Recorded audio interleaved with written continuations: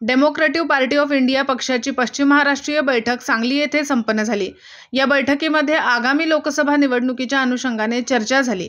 यावेळी स्वबळावर लढण्याचा निर्णय पक्षाने घेतला होता, परंतु कार्यकर्त्यांशी चर्चा केल्यानंतर सध्या स्वबळावर लढणे म्हणजे प्रतिगामी शक्ती असलेल्या भाजप आणि संघांना निवडून देणे ठरेल।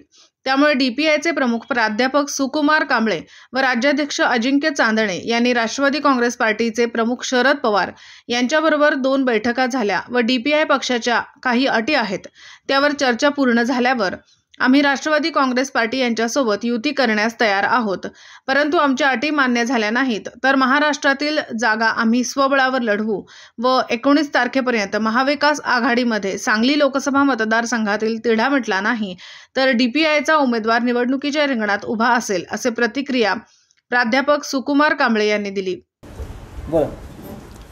सांगली लोकसभा मतदारसंघामध्ये जो गोंधळ सुरू आहे, काल परवा उद्धव ठाकरेच्या पक्षामध्ये प्रवेश करणारे पैलवान चंद्रहार पाटील यांची उमेदवारी उद्धव ठाकरेंनी डिक्लेअर केलेली आहे, पण ती महाविकास आघाडीने डिक्लेरेशन केलेलं नाही।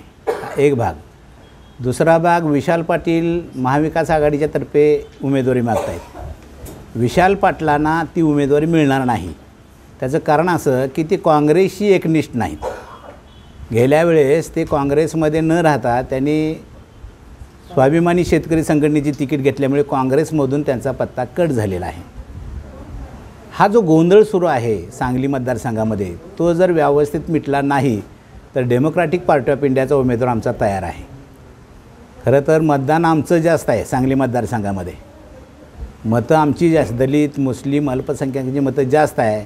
आमचा कोण विचारच करायला तयार नाहीत। चंद्रहार पाटील पैलवान पाहिजे की BJP शिवसेनेचा उमेदवार पाहिजे, या दोघातच तो खेळ चालला आहे। आमचा कोण विचार करत आहे का? आणि ह्यांचं जर मिटलं नाही तर BJPला रोखण्याच्या संदर्भामध्ये DPI सांगली मतदारसंघ लढवू इच्छितो आहे म्हणण्यापेक्षा आमचा उमेदवार तयार आहे, पण 19 तारखेच्या आत ह्यांचा गोंधळ जर मिटला नाही महाविकास आघाडीचा तर आमचा उमेदवार आम्ही उभा करणार, असे मी डेमोक्रॅटिक पार्टी ऑफ इंडियाच्या वतीने डिक्लेरेशन करतो।